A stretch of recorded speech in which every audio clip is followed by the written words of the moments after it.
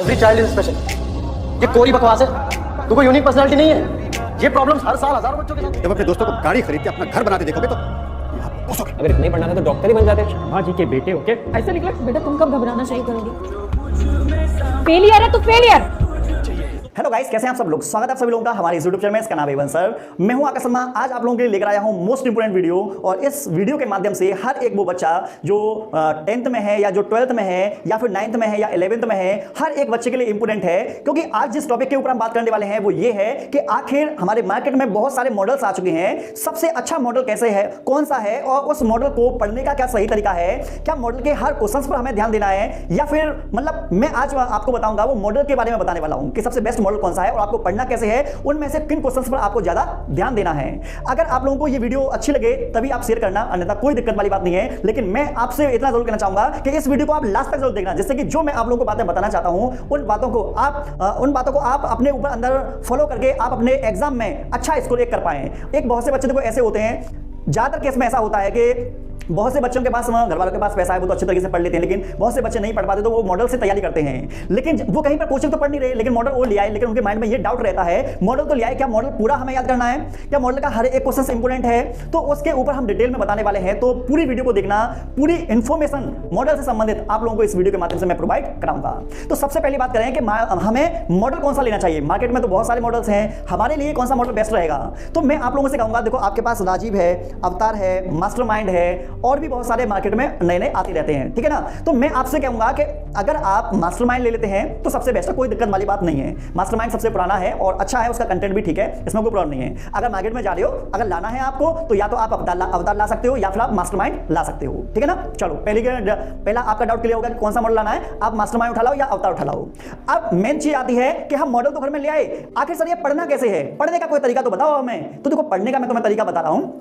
सबसे पहले क्या काम करना है कि जो उस मॉडल में आगे की जो इंफॉर्मेशन लिखी रहती है, आपको क्या काम करना है, बहुत अच्छे तरीके से आगे की इंफॉर्मेशन को पढ़ना है, बहुत प्यार से। आप अपने पास एक हाइलाइटर भी रखें, हाइलाइटर भी आप लोगों को रखना है। उसमें जहां कहीं पर भी आपको डार्क, जैसे लाइनिंग वहां पर लिखी हुई होंगी, कुछ ऐसी होंगी जो डार्क होंगी, तो उनको आपको क्या काम करना है, हाईलाइट कर लेना है, या पेन लेकर बैठो आप उसे अंडरलाइन कर देना, ठीक है। क्योंकि वहां से आप लोगों के वेरी शॉर्ट क्वेश्चंस, वहां से आप लोगों का जो ऑब्जेक्टिव क्वेश्चन है वो क्वेश्चंस आप लोगों के तैयार होंगे, ठीक है। तो पहले आपको समझ में आ गया कि चैप्टर का जो सारांश लिखा रहता है, उस सारांश को पहले पढ़ लो, उससे तुम्हें आइडिया लग जाएगा कि इस चैप्टर में क्या क्या चीजें हम लोगों को बताई गई हैं। उसकी बिल्कुल शॉर्ट नॉलेज जो है, शॉर्ट मतलब की थ्योरी जो है वो वहां पर प्रोवाइड कराई जाती है, जो कि बहुत जरूरी है, आप लोगों को पहले पढ़ लेना चाहिए, ठीक है। हमने उसका सारांश पढ़ लिया, इससे आगे आप क्या काम करना है। तो देखिए इसके बाद में आप पहुंचेंगे सबसे पहले कहां पर, ऑब्जेक्टिव पर पहुंचेंगे। तो ऑब्जेक्टिव कैसे सोल्व करने हैं, ऑब्जेक्टिव सोल्व करने का भी मैं तरीका यहां पर बताऊंगा आपको।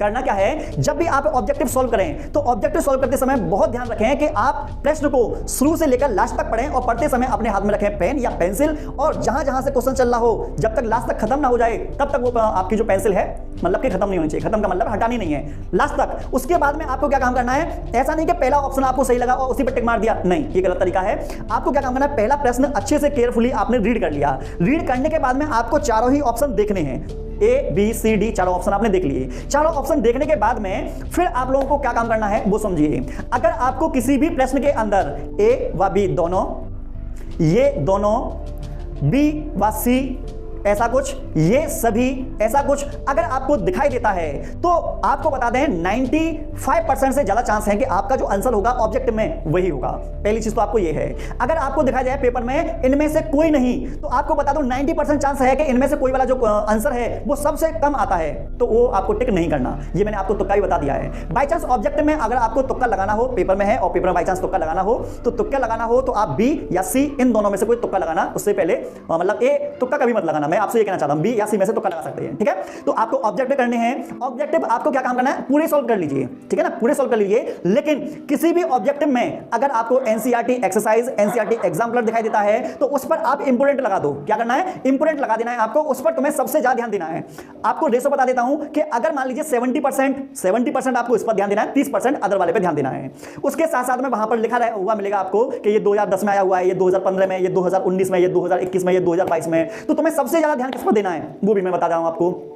जो पेपर में 2016 के बाद 2016 और 2016 से लेकर 22 तक के जितने भी क्वेश्चंस हैं उन क्वेश्चंस पर आपको सबसे ज्यादा ध्यान देना है। ध्यान का मतलब वो भी मैं तुम लोगों को बता रहा हूं, 70% आपको 2016 के बाद का जो क्वेश्चंस दे रखे हैं उन पर देना है। सिर्फ 30% समय आपको जो देना है वो उन पर देना है जो 2016 से पहले वाले हैं। ठीक है ना, आपको समझ में आ गया होगा अब इंपोर्टेंट किसको कितना समय देना है।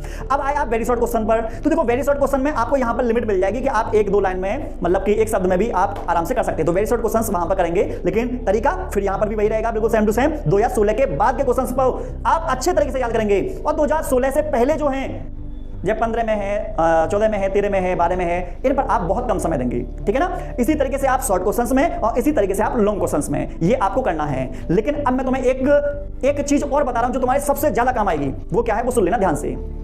ऑब्जेक्टिव में से कम हर चैप्टर में से आपको 10 कम से कम 10 आपको निकालने हैं जो आपको अच्छे से याद होने चाहिए। आपको ऐसे ही तुम्हें क्या काम करना है, वेरी शॉर्ट क्वेश्चन आपको 10 का टारगेट ही बना लेना है आपको। ठीक है, और आपको बता दूं सब मॉडल में से किस प्रश्न पर को आप सबसे ज्यादा समय देंगे, तो वो बात ध्यान सुनना। जो क्वेश्चंस आपके शॉर्ट वाले हैं जो 3-3 नंबर में आते हैं, 2-2 नंबर में आते हैं, उन क्वेश्चंस को आप सबसे ज्यादा याद करना, क्योंकि उन क्वेश्चंस की अगर संख्या की अगर बात करें तो सबसे ज्यादा संख्या वही पर आते हैं। ऑब्जेक्ट आपको पता है एक आते हैं, लेकिन मेरा मानना यह है कि सबसे ज्यादा जो आपको दिमाग लगाना है वो 2 और 3 वालों पर लगाना, क्योंकि इनकी संख्या ज्यादा होगी। और मॉडल में से हर एक चैप्टर में से, वो कोई सा भी चैप्टर सही, हर चैप्टर में से कम से कम और मैक्सिमम बताऊंगा, कम से कम हर चैप्टर के 2 लॉन्ग आंसर आपको याद होने चाहिए।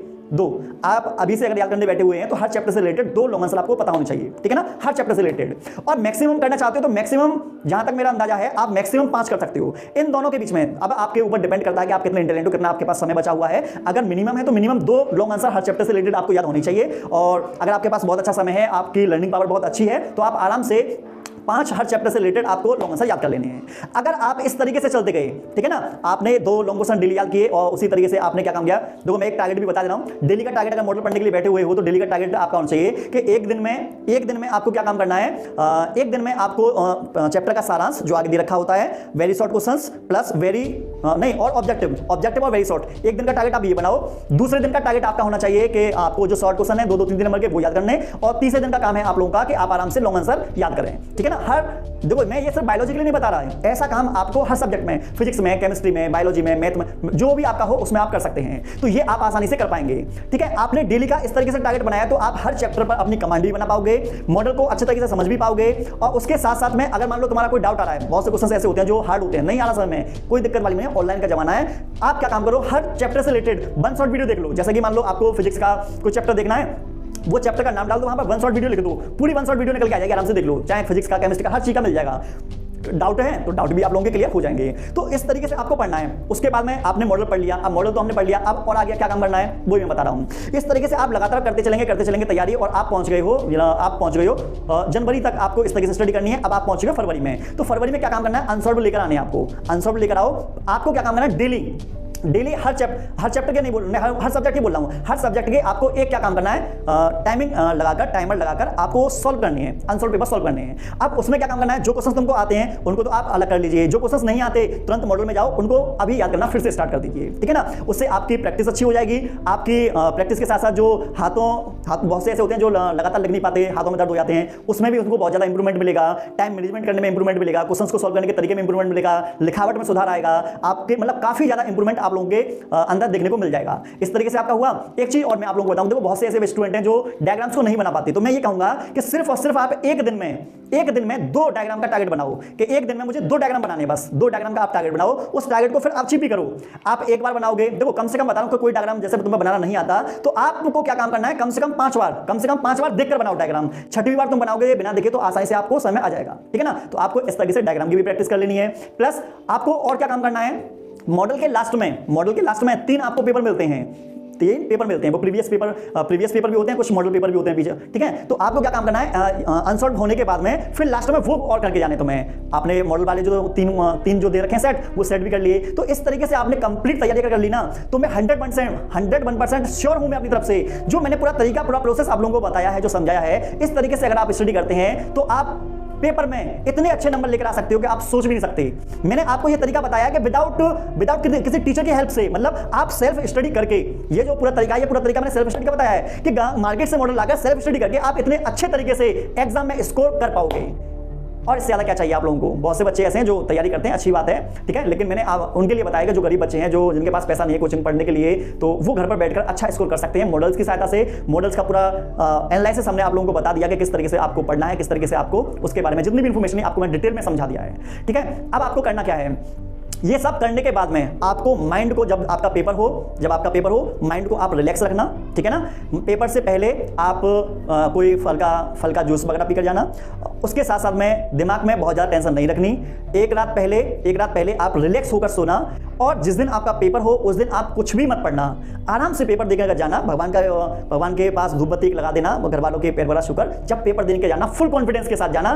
101% कह रहा हूं मैं कि अगर आप तहलका ना काट दो, पेपर की खोपड़ी में छेद ना कर दो, तब आप कह देना।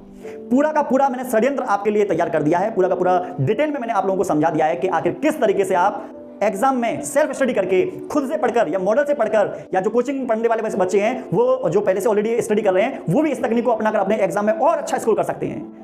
और इससे ज़्यादा और आपको क्या चाहिए। अगर आप हमारी इस बताई हुई मेथड को फॉलो करते हैं, बहुत अच्छा स्कोर आपका आएगा। हमारी वीडियो से कुछ भी आपको वैल्यू मिलती है तो वीडियो को जरूर आप लाइक कर सकते हैं, शेयर कर सकते हैं, और एक सब्सक्राइब का जो बटन है आप उसे जरूर दबा सकते हैं, क्योंकि आने वाले समय में और बहुत समय पहले से हम आपके लिए स्टडी से रिलेटेड बहुत सारा कंटेंट प्रोवाइड करा चुके हैं और आगे भी कराते रहेंगे, ठीक है ना। मिलते हैं नेक्स्ट वीडियो में, लेकिन आप शेयर करना बिल्कुल मत भूला करो और कमेंट भी कर दिया करो। हमें भी थोड़ा जुनून आता है कि हमारे बच्चे कुछ मतलब कि हमारे लिए लिख रहे हैं या कुछ हमसे कुछ सीख रहे हैं, हमें भी कुछ पता चलता है, ठीक है। कमेंट करने के आपके कौन से पैसे आते हैं, लेकिन कर दिया करो हमें भी।